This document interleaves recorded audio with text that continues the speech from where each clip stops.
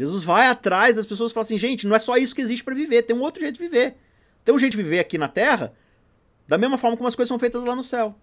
E aí ele chama os seus seguidores, discípulos, né? Todas aquelas pessoas que agora querem viver dessa forma, fala assim, olha, vocês vão viver agora de um jeito que revele justamente aquilo que eu vim mostrar para vocês com minha vida e com minha morte. Vocês vão agora andar pelo mundo pregando esse evangelho.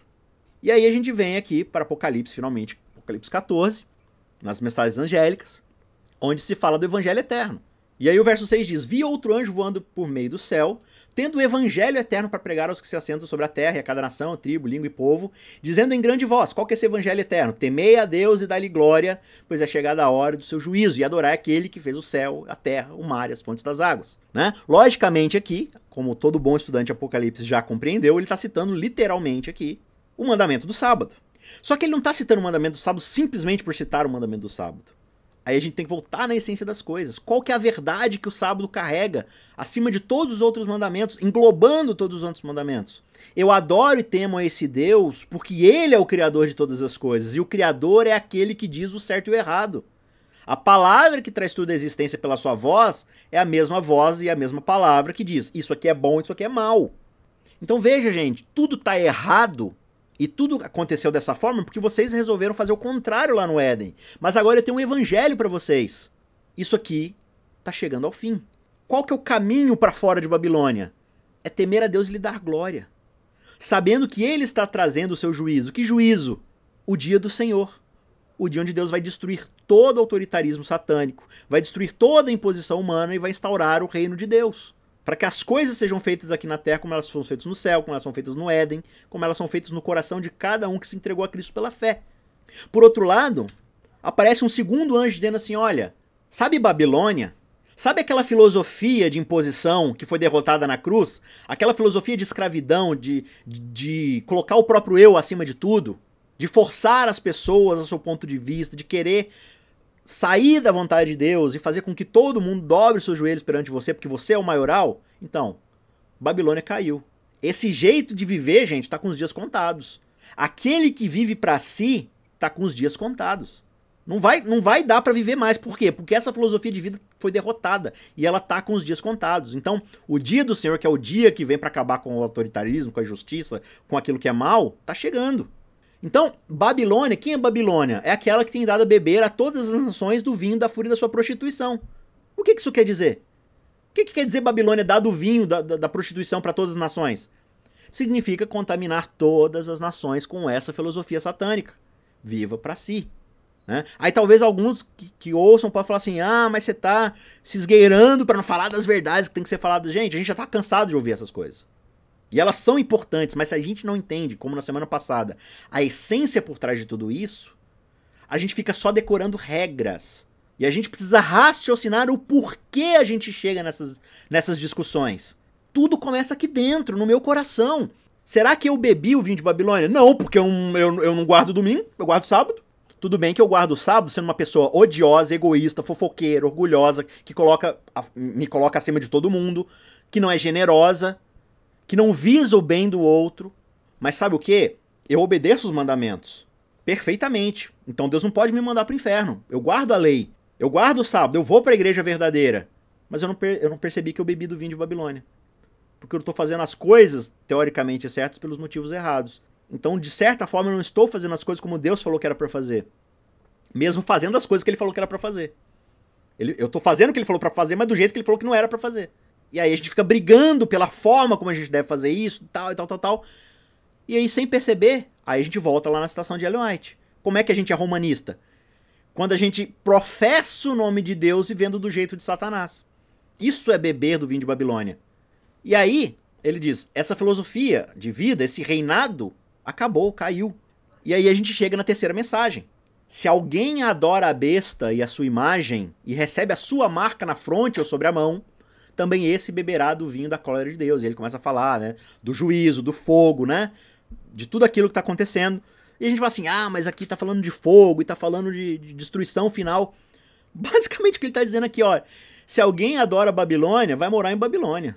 Eu só aviso que lá é meio quente, tá? Só para avisar que Babilônia faz um calor que vocês não têm noção.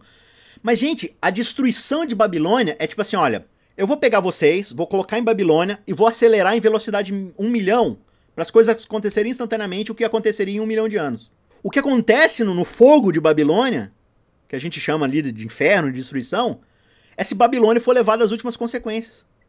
Então, na verdade, essa destruição que acontece para aqueles que vivem em Babilônia é simplesmente os seus desejos levados à exponencial realidade.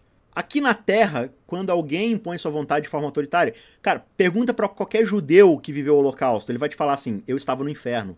Pergunta para qualquer pessoa lá no comunismo, que foi mandado para as gulags, que passou fome, teve que comer às vezes a próprio filho.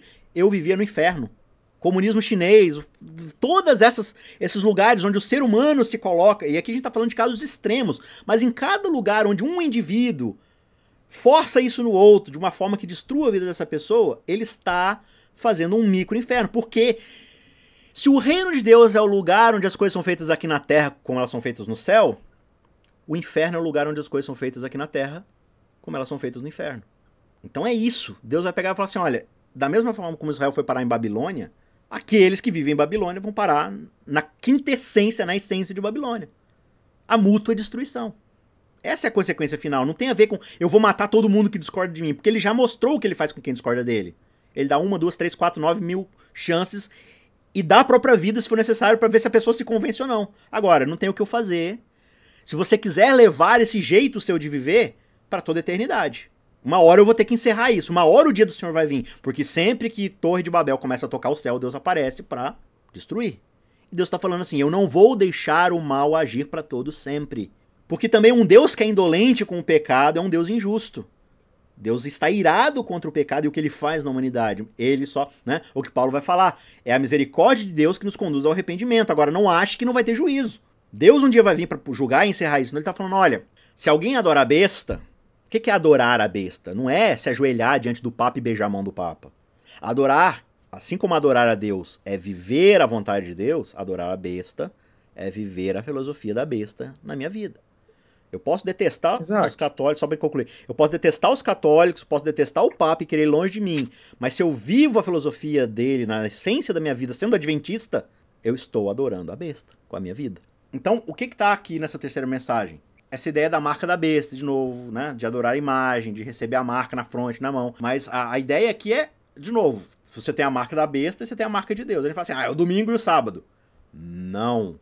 O domingo e o sábado são ícones representativos dentro dessa ideia. Da mesma forma como Babilônia é representação de Satanás, né? Você tem o domingo como representação do ser humano fazendo sua própria vontade, você tem o sábado como aquele que adora, quem faz, né? O céu, o mar, a fonte das águas, porque ele é o criador e tudo mais. Então, a ideia aqui, a gente tem que pensar em termos de ideologia. E é que eu estou usando ideologia como, de novo, filosofia de vida, né? Então, quem é aquele que recebe a marca? É aquele que recebeu na sua vida a filosofia satânica. Eu vou fazer as coisas do meu jeito. Eu vou estabelecer a minha própria justiça. Eu vou estabelecer as minhas próprias obras. Então veja, guardar o sábado para me salvar é receber a marca da besta.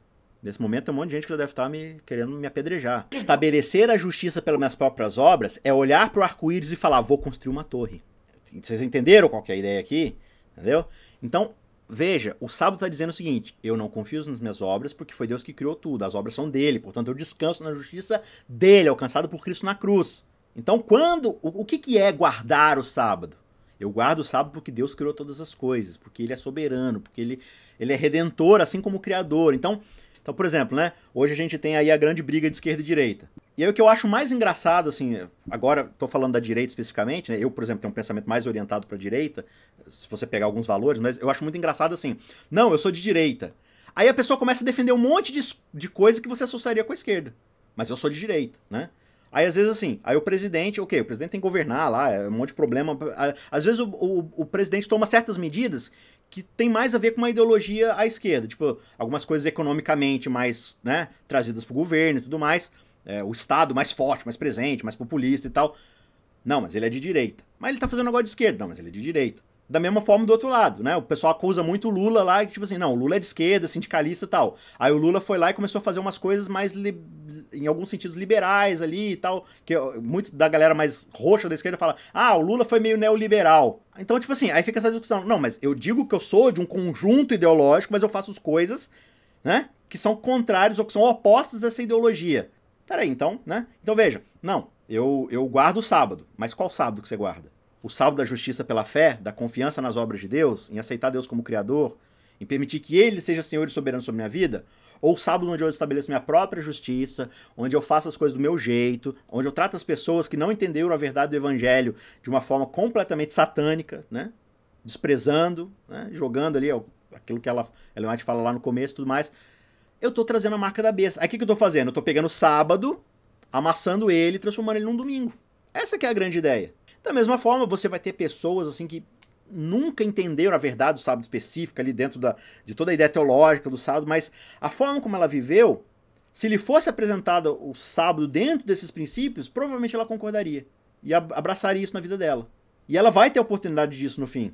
Ela vai enxergar isso e vai falar assim, peraí, mas se isso aqui está sendo apresentado de uma forma autoritária, isso vai contra Deus. Isso aqui está sendo apresentado como uma liberdade de vida, de livre-arbítrio. Então, peraí, de que lado eu tô? Eu tô do lado do autoritarismo ou do livre-arbítrio? Eu tô do lado das obras ou da justiça pela fé? Aí as coisas vão começar a se encaixar e ela vai falar assim, opa, então agora eu tô enxergando as coisas como elas realmente são. Então essa é toda a discussão. No fim das contas, é muito... Eu não tô falando que não é sobre sábado e domingo. Eu tô falando que é muito mais do que isso. É sobre quem é Senhor soberano na minha vida. Sou eu ou é Deus? Quem estabelece as coisas do jeito que elas são? Sou eu ou é Deus? Né? Então, quem quer continuar vivendo desse jeito, o resultado final, né? Daqueles que beberam do vinho ali, da cólera e tudo mais, do vinho de engano de Satanás e tudo mais, né? O fim deles é isso. E aí, essa terceira mensagem angélica, ela termina quanto? Como? Verso 12. Aqui está a perseverança dos santos, os que guardam os mandamentos de Deus, ou seja, os que fazem as coisas do jeito que Deus disse que são, que entendem que o que Deus falou é bem, e o que Deus falou é mal, assumem isso na sua vida, por mais que tropecem, por mais que falhem, mas eles falham por incapacidade, não por rebeldia. Porque eu tropecei aqui tentando fazer o que é certo, mas o homem que habita em mim é mau, como Paulo disse, e às vezes eu tropeço. Mas eu tropecei porque eu não alcancei, e não porque eu virei as costas. Essa é a grande diferença aqui, né? Então, aqui está a perseverança, os que guardam os mandamentos de Deus e possuem a fé em Jesus, ou de Jesus. Né? O verbo lá, o advérbio lá, ele é dúbio na tradução, na verdade. Né? Ele pode significar as duas coisas, ou de Jesus ou em Jesus. Eu acho que o ponto é o mesmo no fim. Né? Ter essa fé em Jesus é ter fé no que Jesus fez por mim. A fé em Jesus é isso. O espírito de profecia, né? É o testemunho de Jesus. O que isso quer dizer na prática? Quer dizer que todos os profetas que receberam o espírito da profecia e falaram inspirados por Deus, testemunharam de uma coisa só. Do testemunho que Jesus viria para dar. Do que ele fez aqui nessa terra. De como ele viveu, morreu e ressuscitou, tudo que ele pregou, tudo que ele ensinou. Esse é o espírito da profecia. É isso que inspira todos os profetas. Quando o Espírito Santo fala no coração de alguém, para inspirá-lo, ele está falando do Messias, do Evangelho. Então quando a gente fala que Ellen White é o espírito de profecia, o que a gente está falando na prática? Que aquilo que Ellen White fala corrobora tudo aquilo que os profetas já falavam lá atrás. De que Cristo é Senhor. É o Evangelho. Cristo morreu por cada um de nós. É isso que a gente viu lá naquele texto lá no começo. Né? Então, no meio de uma Babilônia onde todo mundo estabelece a sua própria vontade, você vai ter um grupo de pessoas que, contra toda a maré, falaram assim, não, eu vou viver de acordo com o testemunho de Jesus. Que é aquilo que a gente vê lá no capítulo 12 de Apocalipse. Aqueles que lavam suas vestes no sangue do Cordeiro e vencem o dragão, vencem a imagem, a marca da besta, pela palavra do testemunho que deram. Qual testemunho? Diante da morte, eles não amam a própria vida, assim como o mestre fez. Qual o testemunho que eles dão? O testemunho de Jesus. Porque Jesus não amou a própria vida para salvar o outro. Então eu não vou amar. Se Jesus, que é Deus, não amou a própria vida, por que eu vou amar a minha própria vida? Quem ama a própria vida é de Babilônia. Então assim, eu tô guardando os mandamentos de Deus por amor à minha própria vida ou por amor ao meu mestre? Ou por amor às pessoas pelas quais Deus morreu? Porque isso vai afetar perfeitamente, completamente, a forma como eu faço essas coisas. Porque se eu obedeço essas coisas para garantir a minha salvação, eu vou dar um jeito de tratar todos ao meu redor de uma forma que trabalhe para minha salvação. Então eu não quero ninguém perto de mim tropeçando. Então eu afasto aqueles que tropeçam porque eles podem me atrapalhar na minha caminhada. Eu afasto os fracos, os vacilantes, eu jogo sobre eles um peso, porque de alguma forma eles vão interferir na minha caminhada para com Deus. E Deus está falando assim, gente, mas a caminhada é essa.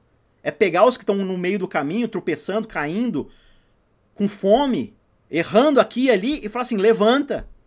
Porque um dia Jesus me levantou, e agora eu tô aqui para te dar o meu braço também, né? Paulo diz, suportem uns aos outros, ajudem uns aos outros. nessa caminhada. Um sirva de suporte, de alicerce para o outro, né? Então são todas formas diferentes de falar a mesma coisa. No fim, você tem duas filosofias. Então a balancinha ali, o que está nessas duas balanças?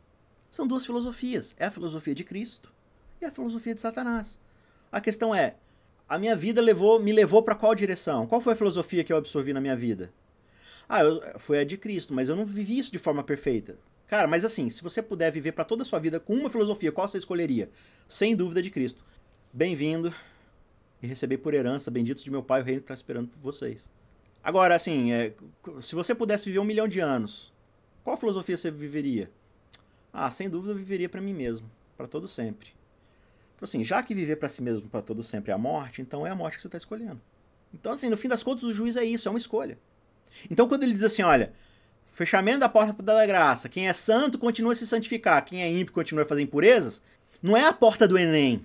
Sabe a porta do Enem, que todo mundo chega atrasado e não consegue fazer a prova? Por quê? Porque tem um tempo para a prova começar. A gente olha para o fechamento da porta da graça, não, é a porta do Enem. Tem uma hora marcada para a porta fechar e quem entrou, entrou, quem não entrou, não entra mais. Né? Aí tá lá o cristão fiel a vida inteira, né? Aí ele tá quase chegando ali e tal, falta 5 minutos aí, quando ele tá quase conseguindo atravessar o portão fecha, ele, nossa, eu não entrei no céu por causa de 5 minutos. Mais 5 minutos de vida cristã e eu entrava no céu. É isso? Não, o que ele tá falando é, continue o santo a fazer santidade. Você vai continuar fazendo aquilo que você tá fazendo a vida inteira. Você vai continuar naquele caminho que você definiu como rota para sua vida. Senhor, mas teve vezes que eu errei, o GPS falou recalculando, eu tive que dar uma volta gigante e continuar. Então, mas o GPS estava mandando você ir para onde?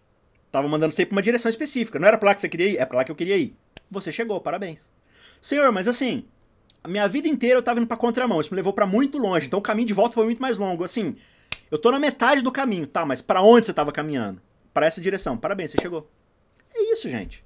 Agora, continue o ímpio a fazer impiedade. Senhor, eu vivi minha vida inteira na igreja, fiz tudo o que o Senhor sempre mandou eu fazer. Mas eu queria mesmo, era estar vivendo para mim mesmo. Então, você tá fazendo o que aqui, então? Você gosta de viver pelos outros? Não. Você gosta de negar o próprio eu? Não. Você gosta de colocar minha vontade acima das suas vontades? Não. Deixa eu te explicar uma coisa. O céu para você vai ser um inferno. Te aconselho a não entrar. Porque você vai odiar esse lugar. Esse juízo, no fim das contas, é isso. Continue quem escolheu uma filosofia a viver essa filosofia. E arque com as consequências dela, porque agora eu vou deixar elas acontecerem ao seu ritmo final. Então, eu falei lá no começo que obediência é vida e que desobediência é morte. Estão seguros dos seus caminhos? Estão. Vocês pagam pra ver? Pagam pra ver. Então, bom. Então agora, vamos ver o resultado das escolhas de cada um. É isso. Basicamente é isso. Né? Então, Babilônia vai ser tratada como ela realmente é. E vai ser julgada pelo que ela realmente é.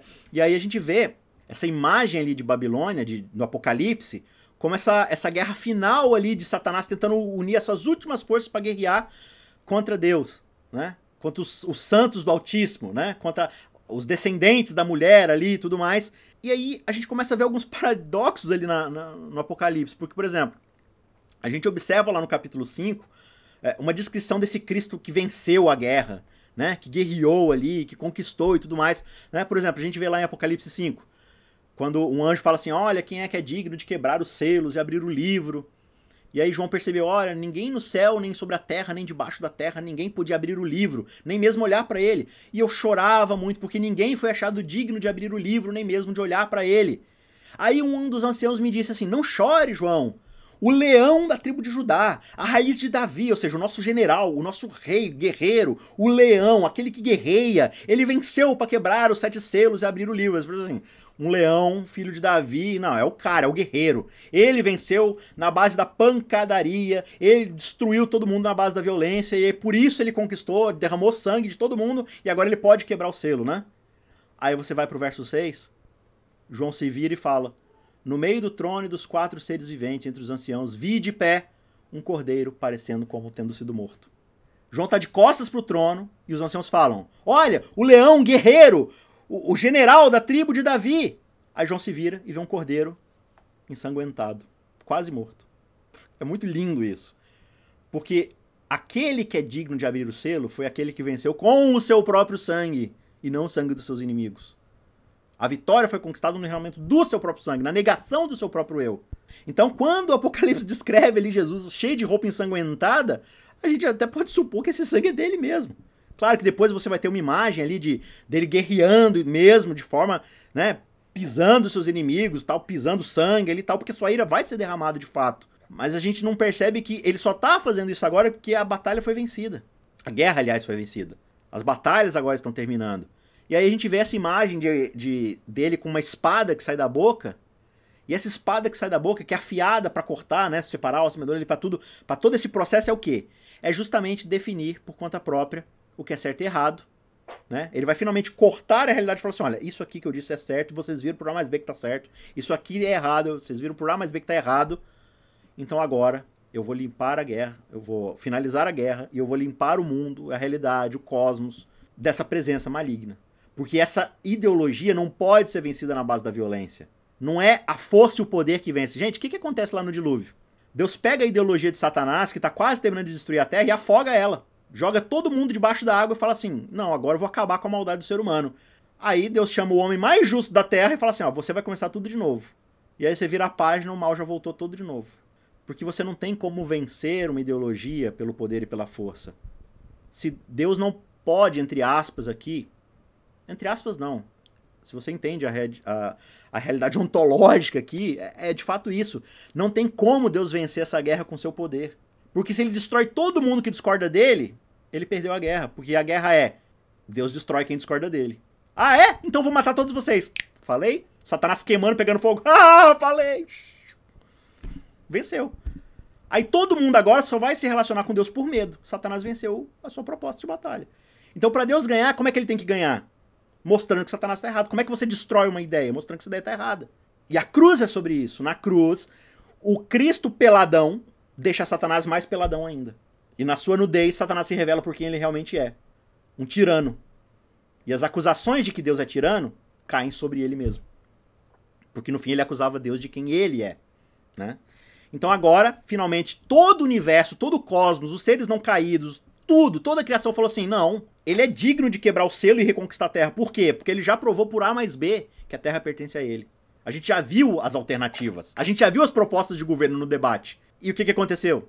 Aconteceu 6.000 anos de violência, de morte, de guerra. Tá na hora disso acabar. E o julgamento das 3 mensagens angélicas é, olha, tema a filosofia divina, porque ela vai subsistir. Por quê? Porque a filosofia da Babilônia tá caindo. E vai levar junto todo mundo que não se desvencilhar dela. Esse é o aviso das 3 mensagens angélicas. Qual que é a verdade presente? É a verdade sobre quem Deus é. Ah, mas não é o sábado? Gente, o sábado é sobre o quê? O sábado é o quê, senão uma verdade sobre quem Deus é? O Deus criador, mantenedor, restaurador, redentor. Não é isso que o sábado fala? O sábado é uma verdade sobre quem Deus é. Então, não é o sábado que é uma verdade presente, ou que é a verdade presente. O sábado testemunha dessa verdade. O sábado é uma das setas, das placas, e talvez uma das mais complexas e maiores, eu diria, que engloba praticamente tudo, mas que vai apontar para a essência de tudo. Quem Deus é? Deus é um tirano ou Deus é alguém misericordioso e justo? Então, por fim, a promessa de Apocalipse é que a Terra vai ser redimida e vai ser expurgada de toda essa ideologia, por fim, porque ela se mostrou perdedora, né? Mas enquanto isso não acontece, nós somos chamados a viver ainda em Babilônia, dando esse testemunho de Jesus, vivendo debaixo do espírito da profecia que foi dada sobre quem Deus é. E como é que a gente demonstra isso? Vivendo na nossa vida prática as verdades sobre quem Deus é. Então, a minha vida na prática, como alguém que se diz cristão, que professa o nome de Cristo, ela testemunha sobre esse testemunho de Jesus? Ou ela coloca o agente humano, como a Leonete falou, no centro da discussão? O evangelho é, gente, olhe pra mim. Olha como eu sou obediente. Olha como eu sou um bom cristão. Ou o testemunho é, olha o que Jesus fez na minha vida. Olha o que Jesus fez pela minha vida. Por causa disso, olha no que eu me tornei. Então o testemunho não é o meu testemunho de vida, né? Ah, vou dar um testemunho aqui. Aí fala de mim, eu fazia isso, agora faço isso. Cara, o testemunho é sobre quem Deus é. Se a justificação de Cristo pela fé, né? A justificação pela fé em Cristo, em nós, é o maior testemunho de tudo. Porque é Ele que me transformou pelo seu sacrifício. Se eu ainda estou colocando o eu como agente em primeiro lugar, no centro de tudo, eu ainda não entendi sobre o que é a verdade presente. E aí a gente volta para a discussão lá do começo. Eu estou preocupado com a igreja dos outros, com o líder religioso dos outros, eu estou preocupado com o líder religioso do meu coração. Com esse papinho que está aqui dentro, com esse papinho de que quem manda no fim das contas sou eu. Então, no fim, o que Apocalipse está falando é, comece a viver hoje da forma como a gente sabe que as coisas vão acabar. Comece a viver hoje para que naquele dia... Então, gente, o Papa trocou de... a Igreja Católica trocou de Papa. Tsunami não sei aonde. Crise não sei o quê. Vamos fazer vigília. Vamos fazer evento para agora a gente se entregar para Jesus. Sacudidura. Sendo que Apocalipse fala assim, olha, continue a fazer o que você sempre fez da sua vida inteira. Quando você vê lá a história de Daniel, né, quando se proíbe a oração em público, a história diz que Daniel foi ao seu quarto orar 3 vezes ao dia, como costumava fazer. Daniel não falou assim, não, agora que deu uma crise eu vou começar a orar. Porque agora vai dar problema. Então agora eu vou me dedicar, agora eu vou fazer vigília, vou fazer jejum. Não, gente. A vida vai desaguar naquilo que eu venho vivendo a minha vida inteira. Caminhando ao lado de Deus, permitindo que Ele me transforme, que Ele afogue o meu eu, que insiste em tentar nadar todo santo dia, e continue me operando para que um dia Ele fale assim, então, é isso mesmo que você quer para sua vida? Olha para aquela balança ali. Olha para essas 2 ideias. Qual ideia que você quer viver daqui para frente? Não, eu quero a filosofia de Deus. Eu quero o caráter de Deus. Então continue a viver de forma santa. E da mesma forma, o convite para o outro lado é a mesma coisa. Você é livre para escolher. Você quer essa filosofia? Eu já mostrei que essa filosofia conduz à morte. E tô te avisando agora, o último sermão do evangelho para você. Se você não aceita a cruz e tudo que ela representa, o fim é a destruição. O que você quer? Eu prefiro ser destruído do que me submeter a Deus. Tá bom, seja feita a tua vontade. Então é isso, gente. Se em algum momento eu falei alguma coisa meio fora da casinha, entenda como uma forma de tentar eu não estou tentando negar nada, eu só estou tentando provocar uma reflexão de quais são as motivações de tudo isso. Né? A ideia não é negar, a ideia é falar assim, olha, o que me leva a essas coisas que eu cresci às vezes a vida inteira aprendendo, mas eu não entendi como é que a gente chega nessas coisas. Leia, por exemplo, Daniel, Apocalipse, a Bíblia como um todo, com esses olhos. O agente humano precisa de ser destruído, precisa ser tirado de cena, e Cristo, sua justiça, seu amor, sua misericórdia devem ser colocados em primeiro lugar, devem ser colocados no centro, de onde ele nunca deveria ter saído. Né? Se não tivesse saído, a gente não estaria nessa situação que a gente está até hoje. E se você vai lá em Romanos, acho que no capítulo 2 ou 3, quando Paulo fala assim, seja Deus considerado verdadeiro e todo homem mentiroso, como está escrito nas Escrituras, para que sejas justificado em teus caminhos quando fores julgado. Paulo está falando de Deus. Está falando que Deus vai ser julgado um dia e ele vai ser considerado justo. Por quê? Porque todo mundo vai olhar e vai falar assim, não, no fim das contas era desse jeito mesmo e nós tava todo mundo errado e ele estava certo. E ele não matou a gente por discordar. Olha só que maravilhoso. A gente tá morrendo porque no fim a gente escolheu viver do jeito que ele falou que não era para viver. E a gente tá morrendo porque ele falou que a gente ia morrer por causa das consequências disso naturais. Então Deus vai ser considerado... Então, cara, juiz investigativo, a gente fica assim, não... Cuidado pra você não pecar, porque se você estiver pecando, seu nome pode estar passando agora no juiz investigativo, seu nome estiver agora sendo julgado e tal, e aí você pode se perder. De novo, obedeça a Deus pelo medo, né? Obedeça pelo terror. Gente, no fim das contas, o juiz investigativo, claro, cada nome está sendo passado, mas cada nome está sendo passado como prova e evidência de que Deus é quem ele diz que é. Deus não está salvando pessoas ímpias, Deus está salvando pessoas que escolheram aceitar o seu caminho. Então... No fim das contas, Deus vai destruir boa parte da população e vai salvar alguns. E cada uma dessas pessoas que ele salvar, o universo inteiro vai olhar e vai falar assim, Deus, você tem certeza que essa pessoa aí é segura de se colocar no céu para toda a eternidade? Você tem certeza que essa pessoa um dia não vai fazer a mesma coisa que Adão e Eva fizeram? Porque esse povo todo aí estava lá embaixo. Esse povo todo aí fazia parte dessa galera. Por que o Isaac, por que o Samuel, por que o Benedito, por que a Pan, o Luciano, por que essa pessoa aí tá aí no céu, se eu salvou essa pessoa? Paulo diz assim, na cruz, Cristo teve a condição de ser justo e justificador. Isso é, por que Deus está sendo justificado no seu ato de justificar pecadores? O que o Senhor está perdoando esse pecador aí e colocando ele no céu? Não vai acontecer tudo de novo? Não vai. Eu já demonstrei no juízo investigativo que não vai acontecer isso de novo. O que está sendo pesado nessa balança são coisas que a gente não imagina. O problema é o que é colocado nessa balança que a gente às vezes confunde. Porque a gente tá lá, não, Deus vai ter que me levar pro céu, porque eu vou na igreja no dia certo, eu frequento a igreja verdadeira, então tá tudo certo. Dane-se, desculpa a palavra, todo o resto da minha vida. Desde que aquelas coisas pontuais da minha religiosidade são cumpridas. E aí eu ignoro todo o resto. Quando Jesus faz o seu sermão sobre o juízo final, lembra quais são os pontos, né, que ele julga lá no seu sermão? Ele falou, ó, quando o Filho do Homem se sentar no trono para julgar, qual vai ser o julgamento? Vai chamar alguns para sua direita e vai falar assim, vinde, benditos meu Pai, possui por herança o reino que vos está prometido, desde a fundação do mundo. Porque tive fome, deste beber, tive fome, deste comer, tive preso, foi me visitar, tive com frio, me cobriste, Tive doente, você veio me dar remédio. Ao viver dessa forma, tipo assim, e essas pessoas, olha que interessante, elas não fizeram isso pra ser salvas. Porque quando Jesus pergunta, fala isso pra elas, ela fala assim, como é que é? A gente não fez essas coisas pra você, a gente nem sabia quem você era direito. Quando é que a gente fez essas coisas? Ela falou assim, não, cada vez que você cuidou do pobre, do oprimido, da viúva, do órfão ali e tal. Basicamente, o que eles estão falando assim? Senhor, eu nem tive tempo de ser religioso, porque eu tava ocupado amando o meu próximo. Então, assim, nem tive tempo pra fazer coisa de igreja. Ele tava falando assim, cara, mas coisa de igreja é amar o próximo, é servir o próximo. Sobre o que é o evangelho, meu Deus do céu? O evangelho é sobre restauração de relacionamentos. Não é sobre antes eu ia jogar futebol no sábado, agora eu vou pra igreja. O evangelho não é sobre isso. O evangelho é sobre a celebração de relacionamentos com Deus e, consequentemente, com o próximo.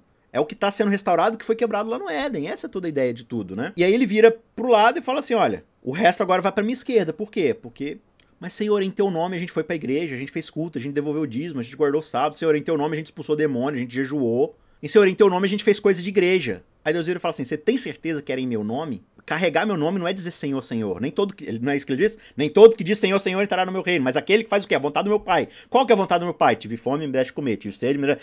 Você entendeu? Esse é o ponto do julgamento ali que está sendo colocado. E assim, para frisar, não é aqui uma questão de obras. Não é isso. A questão é, eu entendi na minha vida, direto ou indiretamente, que existe uma filosofia de vida diferente do que o mundo propôs para mim. Então, na verdade, o que acontece na vida desses que são julgados como dignos de entrar no reino que eles possuem por herança? Cara, como é que vocês viveram a vida inteira de vocês? Ou, a partir do momento que vocês encontraram Deus, ou em algum momento que vocês tiveram uma revelação, não sei, ou, de alguma forma indireta, vocês sempre viveram assim. Ah, eu passei minha vida inteira me preocupando com o outro, colocando o outro acima de mim. Então, agora vocês vão entrar num reino, porque vocês estavam vivendo da forma como as coisas são feitas aqui na Terra, como são feitas no céu.